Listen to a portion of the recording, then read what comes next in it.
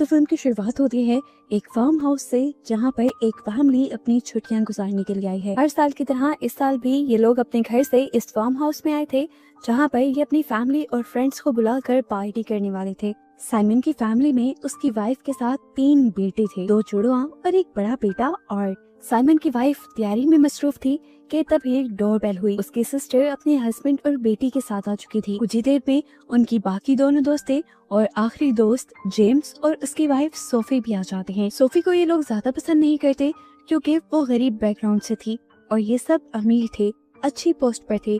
यहाँ तक कि इनके बड़े सर्कल में तो रॉयल फ्रेंड्स भी थे। जो छोटी बच्ची इनके घर आई थी उसकी नेचर काफी अजीब थी।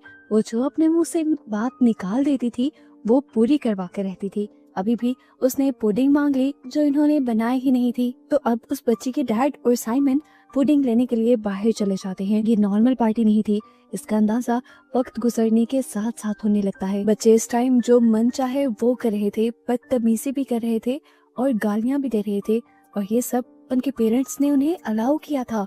यहाँ पर साइमन और उस बच्ची के डैड भी जब पुडिंग लेकर घर आते हैं तो हमें पता चलता है कि वो ये पुडिंग खरीद कर नहीं लेकर आए बल्कि चुरा कर लाए हैं। यहाँ तक कि इनके घर में भी अब पीने का पानी तक नहीं था, जिसके लिए ये कोई इंतजाम भी नहीं करते। रात हो जाती है, डिनर का टाइम हो जाता है। इन्होंने डिनर टेबल को किसी क्रिसमस पार्टी की तरह सजाया था, लेकिन उससे भी अजीब बात ये थी कि इनके पास खाना बहुत ज्यादा कम था।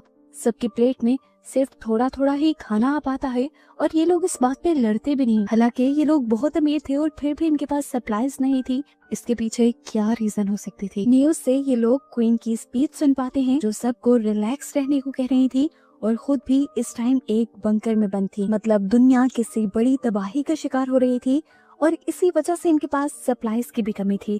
पुडिंग भी इन्हें एक शॉप तोड़कर इसलिए चुरानी पड़ी कि सभी शहर खाली कर अपने घरों में छुपे बैठे थे। इनका डिनर भी नॉर्मल नहीं था क्योंकि ये कोई क्रिसमस डिनर था ही नहीं, बल्कि ये एक गुड बाय डिनर था।